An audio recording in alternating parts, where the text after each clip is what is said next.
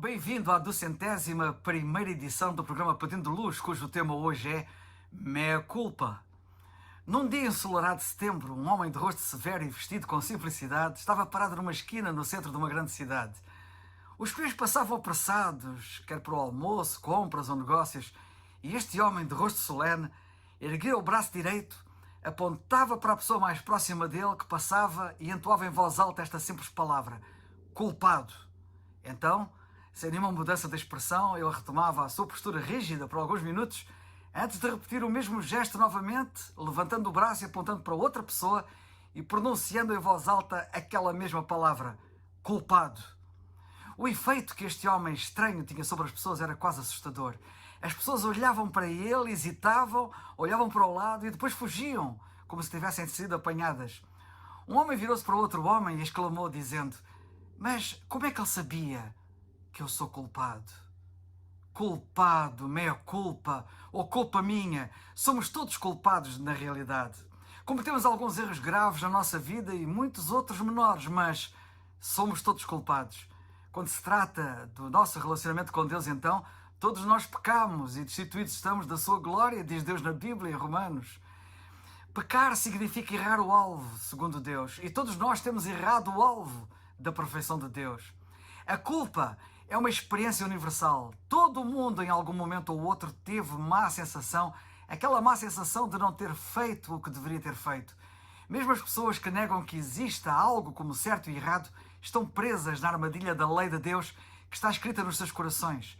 Elas pretendem provar que não existe certo e errado e que toda a ética é relativa e é arbitrária, mas, de forma contraditória, acabam por dizer que é certo concordares com elas e errado não fazê-lo. Isto dá vontade de rir, para não dizer de chorar, como caem no ridículo e em contradição.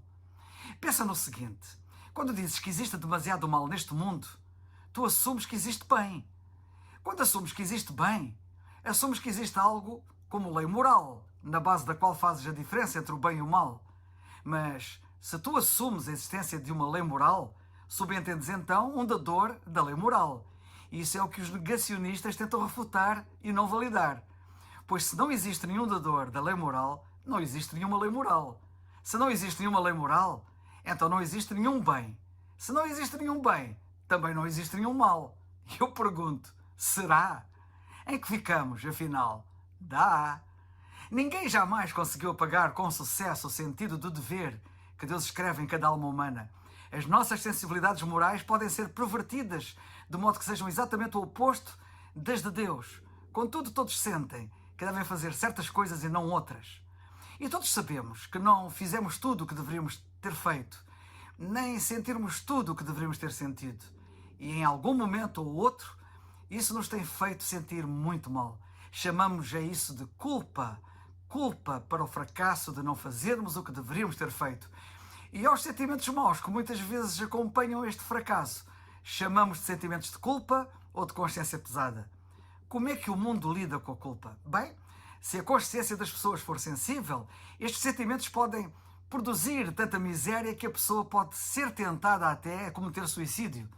É muito frequente as pessoas procurarem outras maneiras de aliviar o sofrimento de uma consciência pesada. Existem pelo menos 3 maneiras das pessoas nos nossos dias tentarem resolver o problema da culpa: de uma forma intelectual, de uma forma física e de uma forma religiosa. Por exemplo, do modo intelectual existe a ideia de que a culpa se deve a expectativas irrealistas que nós colocamos sobre nós mesmos. É claro que falhamos e erramos, mas somos apenas humanos e não é razoável esperar assim tanto de nós, pensam estas pessoas. Portanto, concluem que a pessoa diminua as suas expectativas em relação à sua própria virtude e sentirá menos culpa. Outra abordagem é dizer que os nossos princípios morais estão ultrapassados e são restritivos.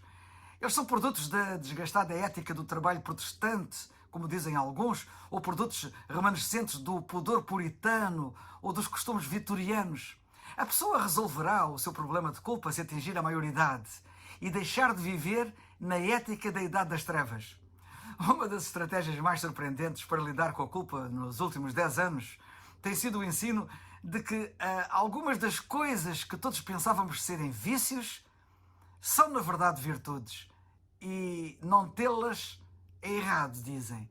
tipo ganância, intimidação e exaltação própria. Há seminários sobre como casar por dinheiro, como intimidar, como te afirmares. Muitos tentam resolver o seu problema de culpa juntando-se a esta campanha de transformar vícios em virtudes. Mas, embora atualmente haja uma espantosa multiplicação de estratégias intelectuais para resolver o problema da culpa, os métodos físicos antiquados ainda predominam na atualidade. Para aqueles que não têm cérebro suficiente para encontrar uma saída para os sentimentos da culpa, há sempre o álcool para recorrer. E também as drogas. Não tenho dúvidas de que a consciência pesada é a causa, a raiz do alcoolismo e de qualquer dependência. A pessoa pode dizer que foi o stress que a levou a beber, pode dizer que foi a mágoa ou a solidão que a levaram a drogar-se. Mas não é verdade que, no fundo, sentiam que deveriam ser capazes de lidar com o stress, o sofrimento e a solidão e que a culpa, crescente pelo seu fracasso, era o que realmente elas queriam afogar. É claro que o álcool e as drogas não são as únicas formas de escapar da culpa. Algumas pessoas põem-se a falar, falam incessantemente, compulsivamente e nunca ouvem em silêncio, para não ouvirem algo que não queiram ouvir. Algumas pessoas dedicam-se dia e noite a jogos, a hobbies, a atividade física. Algumas pessoas mantêm a televisão ligada o dia inteiro para que um constante bombardeio de sons e imagens absorvam as suas mentes a fim de protegê-las do que os cantores Paul Simon e Art Garfunkel chamaram de perturbadores sons do silêncio. O Senhor Jesus Cristo é precioso porque é a única solução real, verdadeira para a nossa culpa. Podes crer. Mas sabe que a tática mais antiga e reverenciada para se evitar o sofrimento da culpa é a religião. Essa tática pode ser a mais enganosa porque é a que mais se aproxima da verdade. Esta tática conhece o que as estratégias intelectuais e físicas geralmente ignoram. A saber que a causa última da culpa é que existe um Deus justo cuja vontade para as suas criaturas é ignorada ou é desafiada. Reconhece que debaixo de cada dor de consciência na alma humana existe a convicção silenciosa, muitas vezes não expressa, que diz: eu fui contra Deus. O meio que a religião desenvolveu para lidar com esta culpa é a tentativa de aplacar ou apaziguar Deus com as suas obras, com as suas boas ações ou com rituais religiosos. As pessoas religiosas sabem que têm uma grande dívida com Deus pela sua desobediência, mas cometem o terrível erro de pensar que podem resolver este problema através de boas obras ou de boas ações e do cumprimento de deveres religiosos. Sabes qual a maneira de Deus lidar com a tua culpa? Quando ouvimos o Evangelho do Senhor Jesus Cristo, ficamos a saber que a dívida que temos para com Deus não pode ser paga por aquilo que nós possamos fazer. Sabe, pela Bíblia, como Deus lidou com a nossa culpa, é a melhor notícia de todo o mundo. Começa por saber que, em suma, a Bíblia diz em Romanos 3, primeiro, que não há um justo nem um sequer. Na realidade, não há ninguém que busca Deus e não há temor de Deus dentro dos seus olhos. Lemos isto em Romanos. Segundo, que todo o mundo é condenável diante de Deus. Lemos também em Romanos, no capítulo 3. Portanto, todas as pessoas, independentemente da raça, são pessoalmente responsáveis perante Deus. Sabe que o problema universal da culpa não se deve ao facto de termos falhado com os nossos semelhantes, mas de termos falhado com o nosso Deus. Sabe que irás prestar contas diretamente a Deus. Deus trata contigo como indivíduo e um dia vais ter que lhe prestar contas da tua vida. Este pensamento é assustador se estiveres a tentar lidar com a tua culpa de uma das maneiras que referi anteriormente, intelectuais, físicas ou religiosas. Oh, quão loucos, quão tolos e trágicos serão aqueles que permanecerem perdidos no dia da ira, quando o justo julgamento de Deus for revelado, como lemos em Romanos 2,5. Independentemente do quão virtuosos possamos parecer, somos responsáveis perante Deus e haverá um ajuste de contas pelo que fizemos, pelo que dissemos, pelo que pensamos e pelo que sentimos. O problema universal da culpa não é meramente um problema de como me sentir melhor, mas de como estar acertado com Deus, como estar certo diante de Deus. Mais cedo ou mais tarde, os dispositivos seculares para diminuir a miséria da nossa culpa falharão, porque ignoram o principal problema da existência humana. Nós somos culpados diante de Deus. É a lei de Deus que temos quebrado. É da sua glória que estamos destituídos, como lemos em Romanos 3,23. Tu és pessoalmente responsável perante Deus e um dia estarás diante dele como culpado e condenado, se entretanto não te arrependeres e não te converteres, a fim de seres absolvido e destinado à alegria eterna, crendo em Cristo como teu único Salvador. Ninguém é justificado pelas obras da lei, pois a Bíblia diz na carta aos Gálatas que nós somos justificados pela fé de Cristo e não pelas obras E aos Romanos, o apóstolo Paulo diz que nenhuma carne será justificada diante dele pelas obras. Portanto, vemos na Bíblia que todas as pessoas são pecadoras e pessoalmente responsáveis perante Deus e que esta relação de culpa não pode ser corrigida pelas obras. A Bíblia mostra claramente em Romanos 3 que a justificação vem só pela fé em Cristo. Lemos ali que a justiça de Deus vem pela fé em Jesus Cristo, para todos e sobre todos os que creem. A Bíblia diz ali que Deus justifica aquele que tem fé ou crê em Jesus. Esta é, ao mesmo tempo, a coisa mais difícil e mais fácil para um ser humano fazer.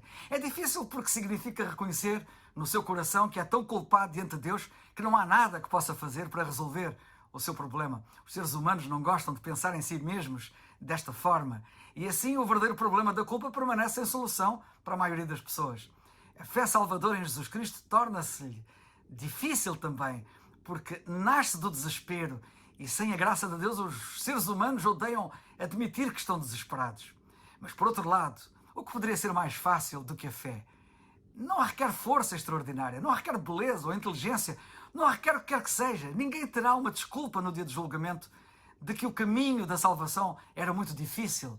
Deus simplesmente dirá: só precisavas de crer naquilo que eu te disse. Será que isto era difícil?